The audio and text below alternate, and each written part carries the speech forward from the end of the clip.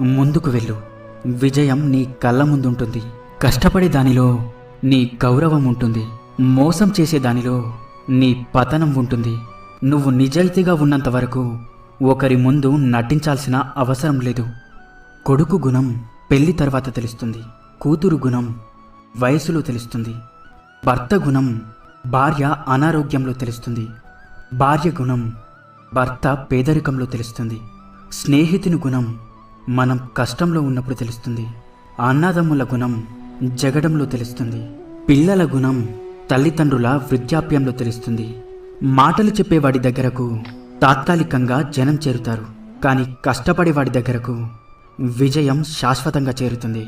ప్రస్తుతం మనిషి మంచివాడు కావాలి అంటే మంచి పనులే చెయ్యక్కర్లేదు. ఎదుటివారి గురించి చెడుగా మాట్లాడకుండా ఉంటే చాలు. గొప్పవారి యొక్క గొప్పతనం వారు చిన్నవారితో ప్రవర్తించే తీరును బట్టి తెలుస్తుంది.